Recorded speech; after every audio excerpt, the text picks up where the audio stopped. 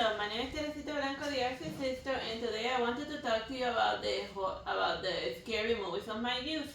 Like we all remember quite fondly or quite bitterly the first scary movie that we were ever unfortunate enough to see at a ridiculously young age. And for me, that movie was The Alien. I wouldn't be able to tell you for certain which one it was because like I remember vaguely going, like leaving my room because I had like a nightmare, and then I went to get a glass of water, and then when I turned my head towards the living room, I saw like I saw like the creepy alien, and then now every time I close my eyes, that is all I ever see. The Cinnamore. So yeah, I then eventually once I was older, I actually like grew brave enough to like actually bother to see the movies to see if I could like get over my whole Cinnamore fear. But then I'm like, yeah, they're still kind of scary even when you're older. Uh, Yeah, even more now that you did Alien Isolation a few streams ago. yeah. Another scary movie that I saw when I was like a kid one was Darkness Falls. Like there was a laundromat, and while my mother was doing the laundry, the place had like a little home theater. And then one of the movies, the one that they were putting like in the afternoon, was the Darkness Falls. Like it's basically every time like the night falls, there's like this creepy ghost that starts like attacking you, and well, not attacking you. It's like they call it the tooth fairy because she picks at the tooth, but it's like the child wakes up and sees her, then she has to like go murder him. Cause reason. So then, but then she's afraid of the lights. So then the only way to like keep it at bay is to always have all of the lights on in the house. And if there's a blackout, it's game over. I find it fun, like, that for shit, it burns rings around the ring. Like, what It does that even burns mean? rings around the ring. Like, what does that even mean? Well, what a crazy tagline. Yes. Oh yeah, another one that I saw when I was young was the Final Destination. I'm just talking about like the first one that started the whole series in like the 2000s and whatnot.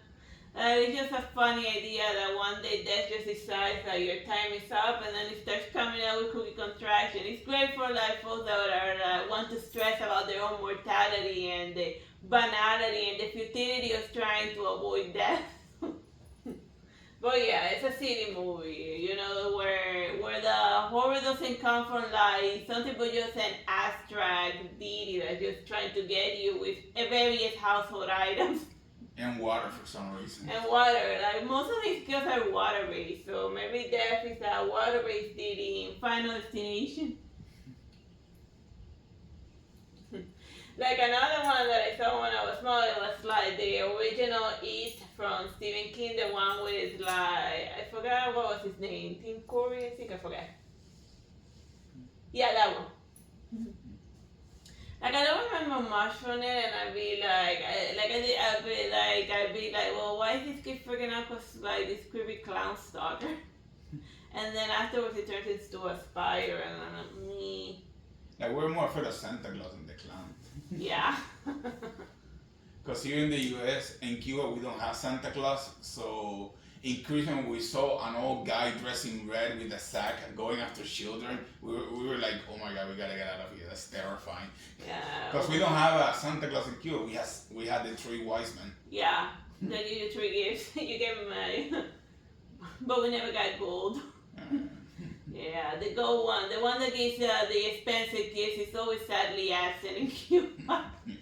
That one. Another one that we saw when we were young was Jeepers Creepers. That was actually a Florida spooky monster, cause like he's in the Tampa area. Yeah, Tampa Bay area, Orlando. Like a lot of those places that you drive by on your way to Disney World. Yeah. If you go to Disney World and you see a car coming behind you, run. No, because if you're scared of it, then he knows that you're a target. Just like be super blasé about it. He'll try to scare you, and if you get scared like for real, then yeah, he comes after you. And the tagline of that one is "What's eating you." What's eating you? I don't know. It would be fun to go do a lore down just about what the hell is eating you exactly. We have a reference to Jeepers Creepers in the Furies, remember? Yeah, in volume 1. Mm-hmm. Oh yeah, another one that we watched very early was The Night of the Living Dead. That one I actually remember seeing like in school, cause like the teacher wasn't in the mood to bother to teach, so then he just put it out like a license-free zombie movie, and it'd be like, oh, that'll keep those stupid kids quiet, and it did until they started screaming. It was like it is pretty tame by modern day horror spooky story standard, you know. And then he survived. Yeah, well, I'm not gonna spoil the ending if you haven't seen the movie. Go watch it. It's license free. You can even make your own version, or you can even do like a shot for shot remake of it because it's license free.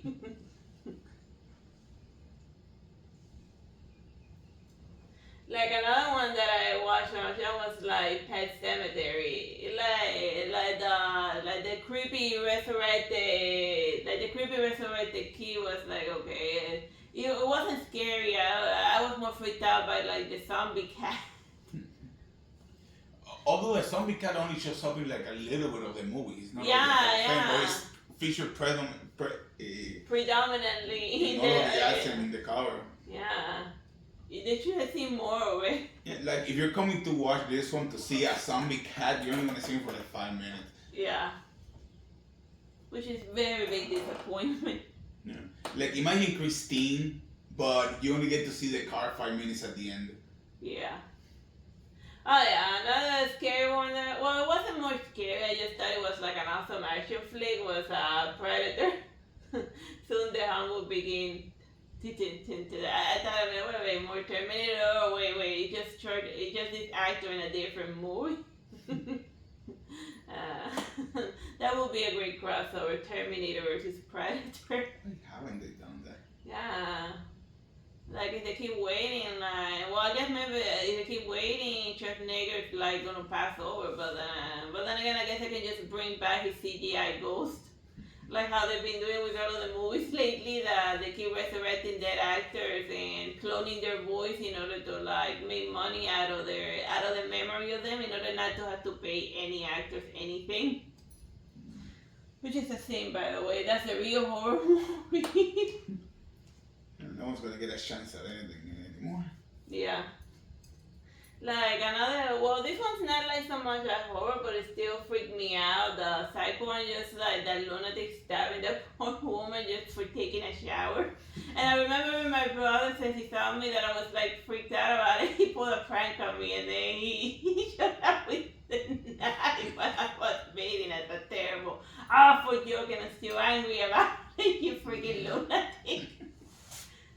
Well, that's the type of thing you do when you're bored out of your freaking mind and you're 7. I got back ahead. Okay, now we're sounding like freaking lunatics. Okay, moving along. So yeah, Psycho. The movie that made you afraid to take a shower. Oh yeah, the Exorcist was another one that we saw when we were way too young. But the priest figured, oh, this movie's gonna. Our priest recommended it to us. They were like, oh, you don't believe in the devil? Well, this movie's gonna make you afraid of the devil. And then we were like, okay. And you're gonna go from not believing him to being freaked out by him. To being like freaking afraid of it. So yeah, if you're like a religious person and you want your children to like be afraid of the devil, this is still a low hanging fruit there. It's a good way to traumatize for life. Cause like it was a little girl. What did she do to the several of those horrible things? Oh yeah. So yeah, this is another one of those horror movies that I saw in like the laundromat when my mother was doing laundry. Yeah, like The Haunting. It's one of the early Liam Neeson movies. Wait, Liam Neeson is in that? Yeah, it is. Somewhat. Yeah, here it is. Film Liam Neeson. There, yeah. Some houses are born bad. No, that's so. But who gave birth to the house? The architect? Maybe it's a bad architect. I don't know. What's the hunting about? Spooky house, remember? And then it says like he brings a bunch of like crazy people to see if the house is really spooky or not, but then it turns out that it is. People who have like suffer from chronic insomnia. And then the house starts attacking them. But that also sometimes happens without having ghost related, you know, like the money pit is a good example of a house that is trying to kill, that is actually trying to kill its owner. But it's not particularly haunted, it's just a really bad house. Yeah, wow, that's falling apart. That's a good one. Like the other stuff, the reason why I remember this one fondly is because, well, it wasn't like that much scary once you find the twist in the end. But this one was one, yeah, well, they're ghosts and all that. It's about it's another haunted house story. And I remember this one fondly because it's one of the first movies that we rented using a Blockbuster card. Which we still have, by the way. Yeah. Laminated. Laminated. With our old address. Okay. But yeah, like, and we could only rent it for, like, Blockbuster had like two types of movies. One that you could rent for 5 days, and one that you could only rent for 2 days. I don't even know why. Maybe there was more demand for the other, so then they gave it a shorter rental period. Shorter, more expensive rental period. Like The Shining, well, that was another creep. Instead of a haunted house, it's a haunted hotel. Like, I'm starting to see a pattern of most of the scary movies that I saw when I was a kid, and most of them were ghost related. Here's Johnny. The Shining. The Shining. That's another way you can read it. Like, but most of the movie I was like bored to tears. I was a Johnny because waiting for something to happen. And I'd be like, oh, well, they told me it was a good movie, but when is stuff gonna happen? And now I just watch it more for background noise purposes because it has an interesting score of music. And occasionally, once in a blue moon, something happens. And then a lot happens in the end, and I'll be like, oh, why is that shit being hysterical? It's just skeletons with cobwebs. What's scary about that? And like a bear guy and like a guy in a tuxedo. What about that? Whatever. Mind you, Dr. Sleep, the one that they made recently, is actually good. Well, actually scary. Yeah. Like completely underrated, but good. Yeah. You should suffer through it if you had absolutely nothing better to do. Like the Sixth Sense is another one of those old ones that I thought I was like, yeah, like since I watched it younger, like the creepy, like the spooky ghost. I watched a lot of spooky ghosts, a lot of spooky ghost movies. Yeah, you only picked 20 of them, but I'm pretty sure we saw like hundreds of them. Like. Yeah. Well, 16 of them actually. But those are the only ones that I could remember off the top of my head. But yeah, like the Sixth Sense, I See Dead People Kid, like when I was younger, like the spooky ghosts used to creep me out. But then when I got older, I'd be like, wow, like the costume department only spent like $5 on this Party City spooky outfit, and the blood looks fake. Like, it's amazing when you see stuff when you're older and you be like, meh. Well, I guess over time you start growing desensitized to like spooky stuff, and then you require more higher production value in order to get a scare out of you, or just jump scares or just do a classical jump scare that never fails. There's some like House on a Haunted Hill. Another house one, by the way. Yeah, another spooky house one, but the one that we saw was like the remake in the laundromat.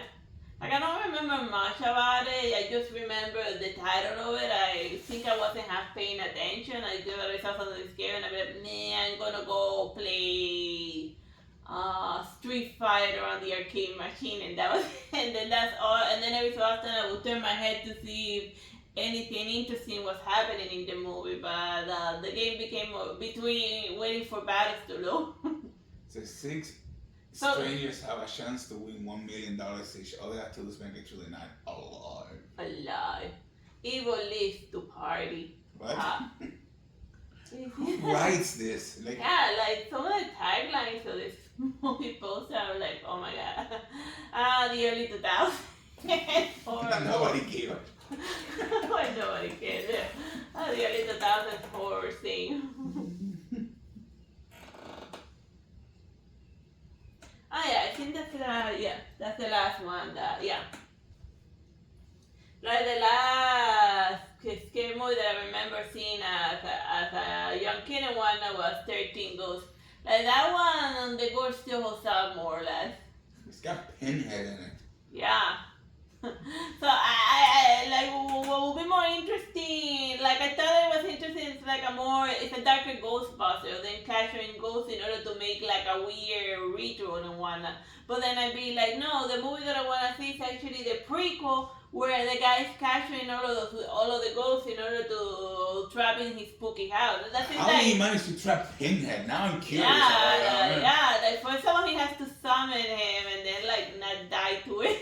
And not easily get slaughtered by him. Yeah, I know. It's like, yeah, that's the movie that everyone wants to see. Like a stronger R-rated version of like Ghostbuster.